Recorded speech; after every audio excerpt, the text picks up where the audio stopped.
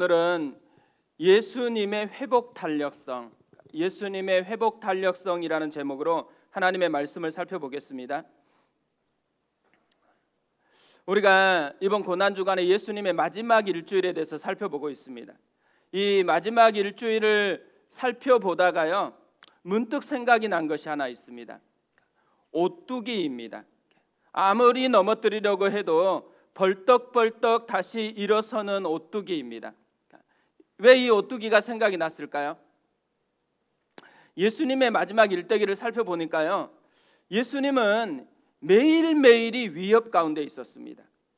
주일 예루살렘 성으로 입성할 때 환호하는 것을 싫어해가지고 바리새인들이 강력하게 요구를 했습니다.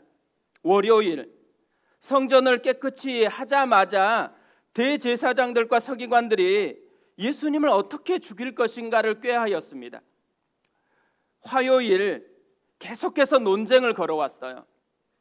그뿐 아니라 이 화요일의 결론을 마태복음 26장 3절에서는 이렇게 맺습니다.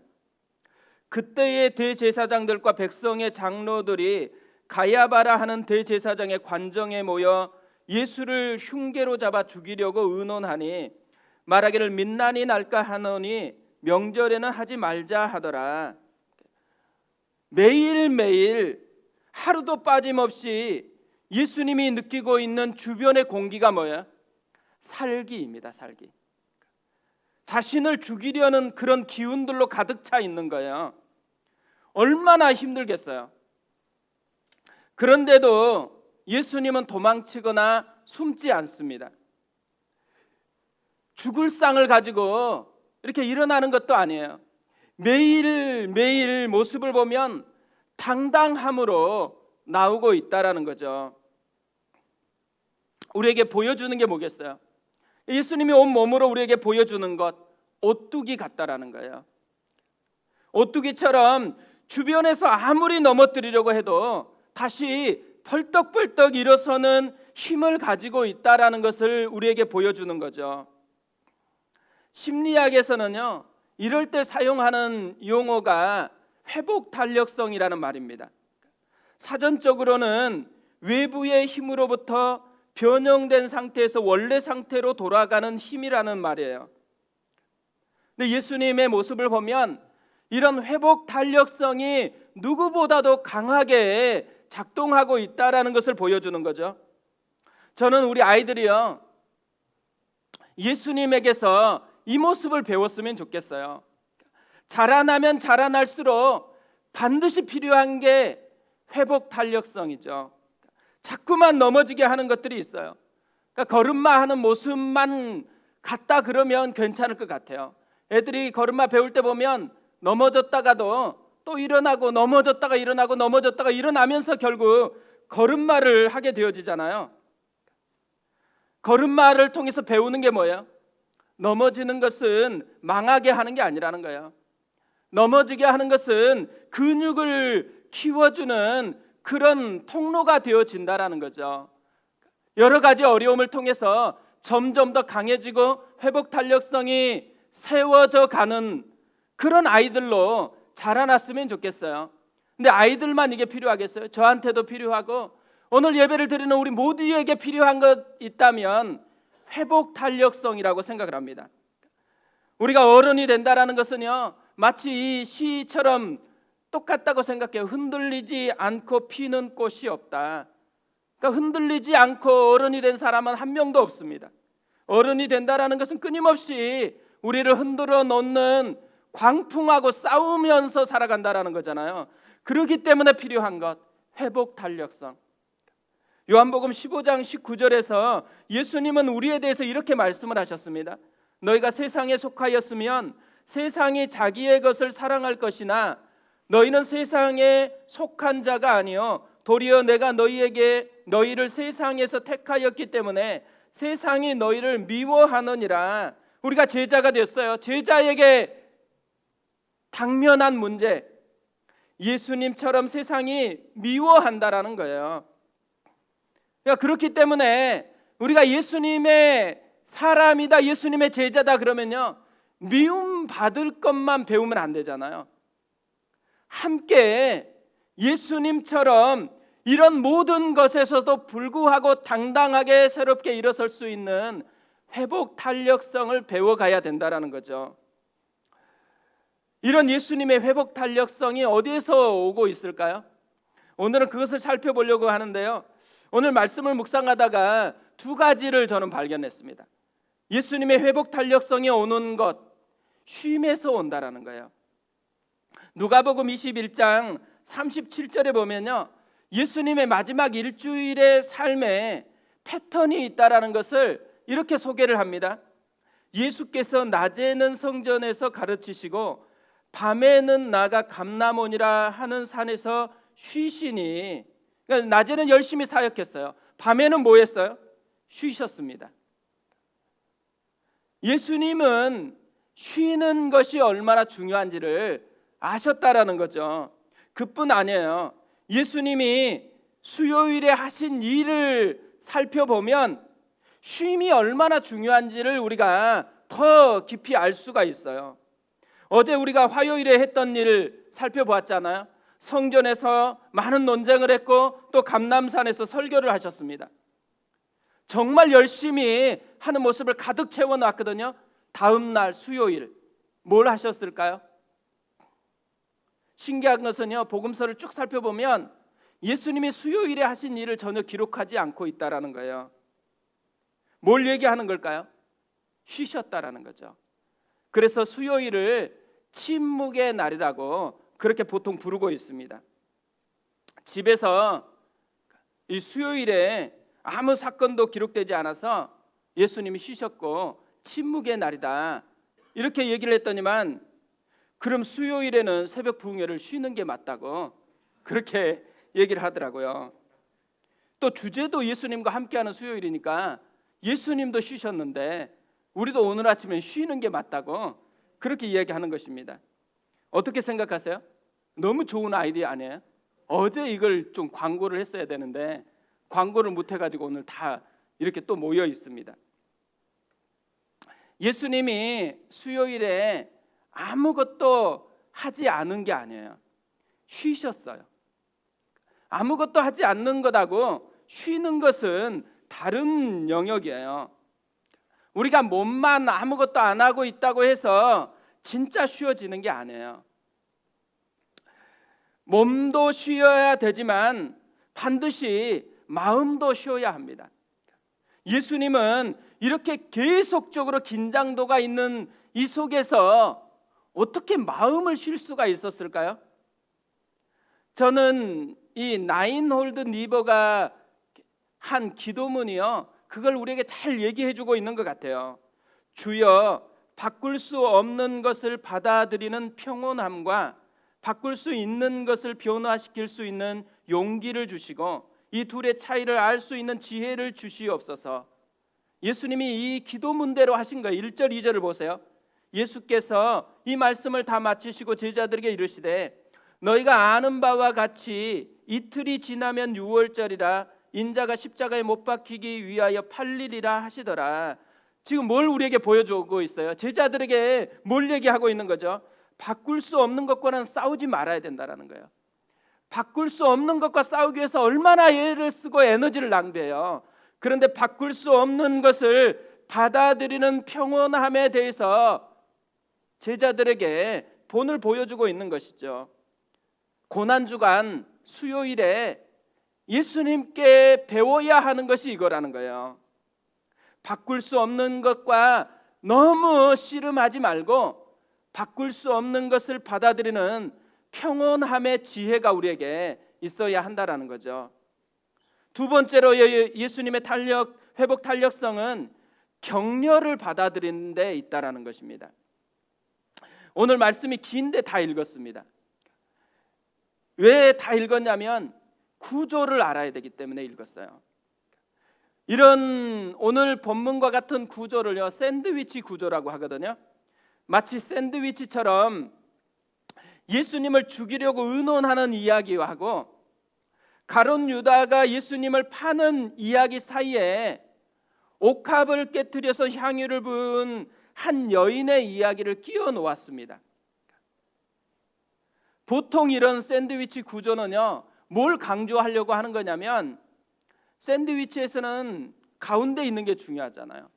똑같이 가운데 있는 사건을 강조하기 위해서 쓰는 이런 문학적인 기법이에요. 예수님께서 아무것도 안 하는 날이었는데 그날의 이야기를 지금 샌드위치 구조로 이렇게 기록해 놓았습니다. 그러면서 강조하는 것, 옥합을 깨트린 한 여인. 사실 이 옥합을 깨트리는 여인의 이야기는 수요일 날 일어난 사건이 아니에요. 그런데 수요일 날 일어난 것처럼 지금 수요일 행적에다가 끼워 놓고 있습니다. 이 여인의 사건은 언제 일어났을까요? 전주 금요일에 일어난 사건입니다. 전주 금요일에 일어난 사건을 왜 하필 수요일에 기록을 하면서 또 샌드위치 구조로 가운데다가 배신과 또 죽이려고 하는 이 사이에다가 끼워놓고 있겠어요? 이 사건이 십자가를 앞둔 그 피곤한 일정 속에 있는 예수님에게 너무 강력한 영향을 끼치고 있다는 것을 우리에게 보여주고 있는 것이죠. 이 사건이 예수님에게 했던 역할이 뭐겠어요? 격려입니다. 격려. 예수님을 격려했다라는 거예요. 10절을 보세요. 예수께서 아시고 그들에게 이르시되 너희가 어찌하여 이 여자를 괴롭게 하느냐? 그가 내게 좋은 일을 하였느니라. 가난한 자들은 항상 너희와 함께 있거니와 나는 항상 함께 있지 아니하리라. 이 여자가 내 몸에 향유를 부은 것은 내 장례를 위하여 함이니라. 예수님이 뭘 강조해요? 내게 좋은 일을 하였다라는 거예요. 내 장례를 예비했다라고 그렇게 이야기를 합니다. 그러니까 아무도 알아주지도 않는데 이 여인이 예수님의 마음을 알아주고 있다라는 거예요. 얼마나 격려가 되었겠어요. 이렇게 격려가 되니까 예수님이 어떻게까지 얘기해요? 13절에 이렇게 되어 있어요. 내가 진실로 너희에게 이르노니 온 천하에 어디서든지 이 복음이 전파되는 곳에서는 이 여자가 행한 일도 말하여 그를 기억하리라 하시니라. 그래서 지금 우리도 이 말씀을 살펴보고 있는 거죠. 저는 이 모습을 보면서요, 이 고난주간 수요일에 우리가 배워야 할 것이 여기 있다라고 생각을 해요. 가룟 유다 같이 예수님을 힘들게 하는 사람이 아니고 우리도 이 향유를 부인 여인처럼 예수님을 격려하는 그런 사람이 됐으면 좋겠어요. 그래서 우리가 가지고 있는 우리 자신의 옥합을 깨트려서 예수님께 붓는 인생 얼마나 좋겠어요. 그뿐 아니고 우리 교회도 이 시대에 많은 교회들이 예수님의 마음을 아프게 하고 있는 이때에 이 옥합을 깨트린 여인과 같은 교회가 됐으면 좋겠어요. 가장 소중한 것을 깨트려서 주께 부음받은 교회가 되어지는 것, 그게 우리의 교회였으면 좋겠습니다. 예수님이 계속적으로 살기를 느끼고 있는 가운데 사는데, 그런데 수요일에 일어난 일이 뭐였어요? 제자 가룟 유다가 자신을 은 30에 팔아 넘긴 것이었어요. 사람에게 상처를 주는 게 여러 가지가 있지만 배신의 상처가 정말 깊고 오래가는 거거든요. 근데 이 배신의 상처를 생생하게 느끼게 되는 날이 수요일이었어요. 근데 놀라운 것은요, 예수님이 이것을 삶에 배치하는 것이 정말 놀라운 거예요. 이 샌드위치 구조는요, 이런 수많은 아픔들, 이런 것들을 어떻게 삶에 배치하고 있는가를 우리에게 잘 보여주고 있다라고 생각을 합니다. 정말 이 배신이 우리에게 깊게 다가올 때 예수님께서 하신 것처럼 하면 좋겠다 생각해요. 배신을 삶의 중심에 두지 않고 중심에는 뭘 두는 거예요? 격려받는 것을 두는 거예요. 그래서 배신이 자기에게 미치는 영향을 사라지게 하고 대신 격려가 자기 삶을 끌고 가게 하는 구조, 이게 예수님이 삶에 세팅하는 구조였습니다. 이게 얼마나 중요한지 우리도 다 경험하고 있을까요? 특별히 이것을 정말 역사적으로 경험했던 사람 한 사람만 꼽으라면 링컨입니다. 링컨이 암살을 당했잖아요. 암살 당하던 날에 그의 호주머니 속에 있었던 유품이 박물관에 전시가 되고 있습니다. 3가지 전시가 되고 있는데요. 그중 한 가지가 뭐냐면 낡은 신문 조각이에요. 이 신문 조각을 펼쳐보니까 이런 글귀가 쓰여 있었습니다. 에이브러햄 링컨은 역대 정치인들 중에서 최고의 정치인이라 할 수 있다. 링컨은 정말 많은 악플, 요즘 같으면 수많은 조롱을 받았거든요. 그런데 링컨 하면 유머가 굉장히 뛰어난 사람이에요. 그 수많은 조롱 속에서 어떻게 미소를 또 유머를 발휘할 수 있었는지 그 힘이 어딨냐면 격려를 중심에 두고 있었다라는 거예요.